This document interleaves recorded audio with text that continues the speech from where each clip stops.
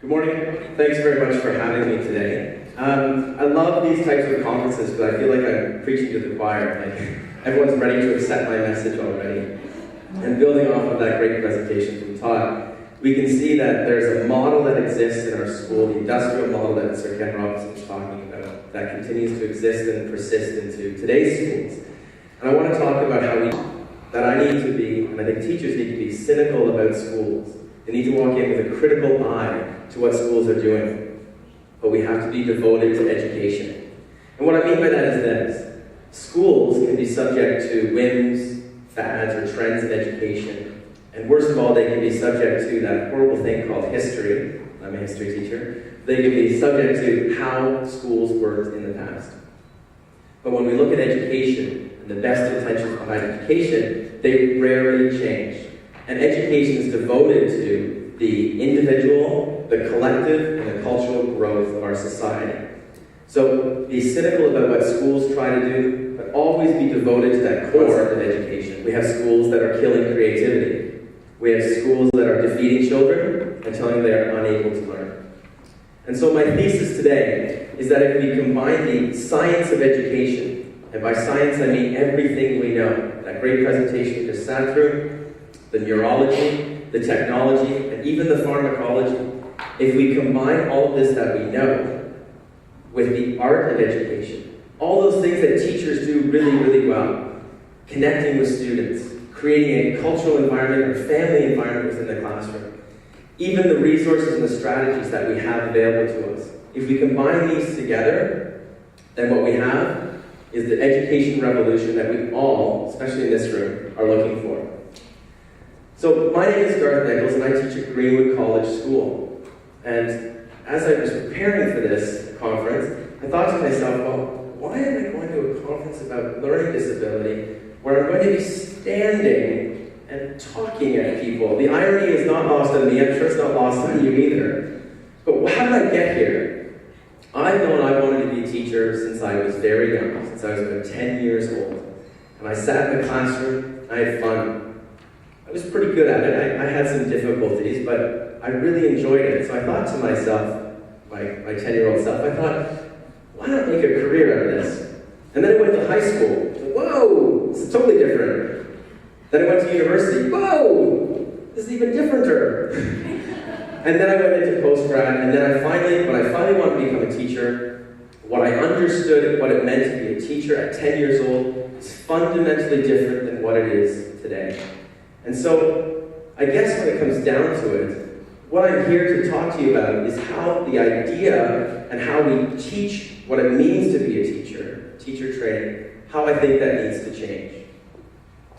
In those 10, 15 years, from when I was grade 10 till now, there's been fundamental changes, seismic changes in the educational landscape.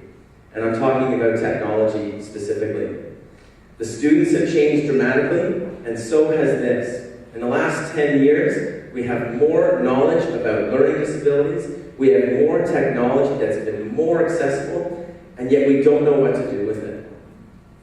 They remain, the art and the science, remain relatively on parallel tracks. They're not meeting, they're not coming together. So how do we bring all of this together to create that educational revolution that we're looking for, to allow us to learn and succeed in the classroom? One of the things that I think we need to do is teach teachers the universal design or universal approach to learning. And that's where we combine all the best of what we know in the art of education with all those great things that we know about the science of education to reduce the primary boundaries to obstacles to learning. We need technology to help us out. We need context as well. And we need to teach our teachers about the environment that they're going into and the students that they'll be meeting. And only then can we bring these parallel tracks, art and the science of education, only then can we bring them together in a meaningful way. This image looks startlingly familiar if we were to walk into some classrooms around the world, specifically in North America. We're still operating off an industrial model of education. And as I was preparing this conference, I thought to myself, was 10 years of teaching back in the 1900s, 1910 to 1920, was there a dramatic shift in how we taught, how we thought about teaching? I'd put it that no, there wasn't. 1950 to 1960, there were no radical changes in how we approached education. But in the past 10 years, it's been nothing short of seismic changes in the educational landscape. The knowledge about learning disabilities, the technology that's available, and the technology that's coming mainstream. We saw earlier an example of Kurzweil. Kurzweil-type programs are now available on your iPhone for free or for the cost of 99 cents. So how can we leverage all of this together to create those great classrooms that we want? These are the classrooms of the future. We need to rethink how we teach our teachers to prepare them for the future. So here's just to show a brief list here of all the technology that's available. This is for low vision. Hopefully you're looking at the prices. It's unbelievable. This is for hearing, and this is there's another one there for cognitive or executive functioning.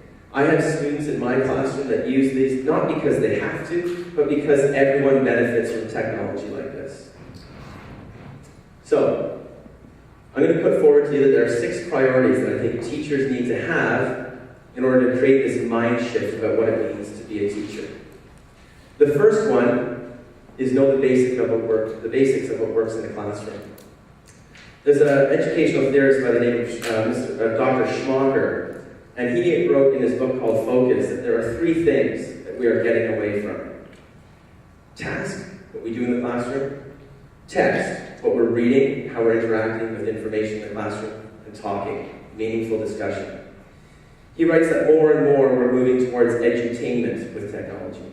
So we need our teachers to understand what it means to work in the classroom. The second thing that we need is to teach our new teachers, our upcoming teachers, they have to be open-minded when it comes to technology. In the papers, Huffington Post, the New York Times, we hear more and more about shutting down the internet in class, that cell phones are a problem in class, that technology is taking away from education. I think we need to shift that. I think we need to understand that education is a wonderful tool if used properly. It's a wonderful tool to allow students to allow teachers to provide multiple ways of demonstrating what they want students to do. Good teachers always model. But as I'm standing up here in front of you, I'm only reaching a certain percentage of you. So I need to use technology to show, to allow students to listen, and to actually see what I want them to do. And technology allows us to do that.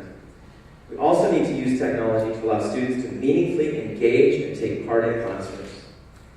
If you have an LD that prevents you from taking part in discussions that happen time and time again in classes, vibrant discussions, there are technologies that will allow you to take part in them. For example, a Twitter feed in class. For example, online discussion boards that are actually happening. Or, this is my favorite example, you text your best friend and say, hey, can you say this for me? So if we use that technology, we can get more and more kids involved in the conversations that allow learning to happen. The 5th one is to provide multiple ways that students can demonstrate their understandings. So let's take a look at what that means. It doesn't mean that in a history class, they're never writing essays because they're not good at writing. There are core skills that our students must graduate with. However, they shouldn't be evaluated or assessed or told how smart they are by only those ways of assessment. They should be allowed to do things like create an online social media Facebook page for someone who's dead, like Thomas Jefferson. And there's a whole technology around that. It's not Facebook, it's called Fakebook. So they're allowed to create these social profiles, meaningful things that students can create, ways that they understand, and ways that they can demonstrate learning. So let me be clear. There are core skills.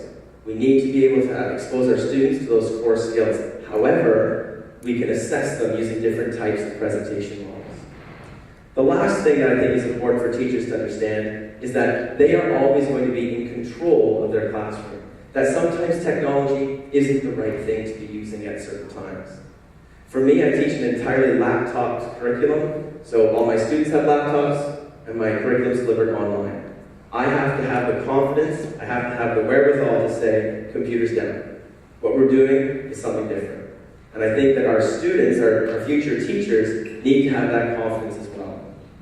So in this 6 points, I've outlined what I hope is a significant mind shift that should be happening in our teacher education program. If we can prepare our teachers to meet kids that learn differently, to front-end load things like content, assignments, things like that, then I do think that we're going to shift the boundaries of what it means to go to school and what it means to have an education. So let's take a look at things that are already happening. So I'm on Twitter. You can follow me on Twitter. I'm think_teach. That's a good name. Whatever. And I picked this up on Twitter. Some of you are nodding here, so you've seen it before. And I love this piece. You can read through it. I love this piece because it shows you what teachers can and are doing in a classroom. Our students are going to be referencing as research, blogs, vlogs, all these great things that are happening out there that are contributing to an intellectual discussion.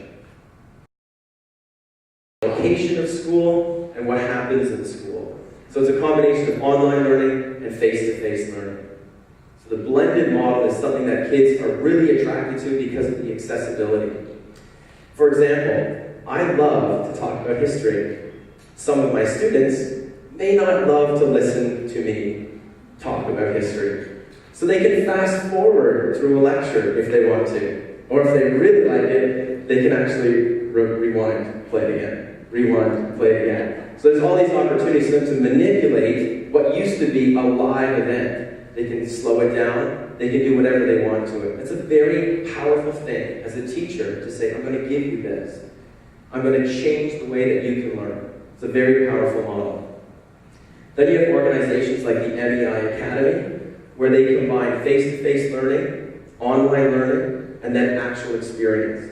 Some of us are kinesthetic learners, natural learners, as Dr. Garth would call you. And so you can sit in a classroom, you can do some work online. Let's say you're studying ancient Greece. Then you can go to Greece. So these educational opportunities are there. They're becoming more and more accessible and far more cheaper as well. And finally, one of my favorite TED Talks is the development of online learning, using places like Second Life University, where students can create an avatar, they can create a better version of themselves, and they can give themselves wings, and they can fly to university, whatever it is. And they're exposed to some fantastic ideas. If you haven't heard of Jane McGonigal, please do yourself a favor and check this out. She created an unbelievable blended reality and virtual reality program in the New York Public Library. And this is one of the most engaging pieces of information and education that's been around. So, to sum it up, I think that when it comes to teaching and teaching kids with learning disabilities, I think that we have to remove a lot of the onus off of the kids, and we need to put more of the onus onto our teachers. We can do that by having a mind shift occur in the way that we teach and prepare teachers for their classrooms. Thank you very much.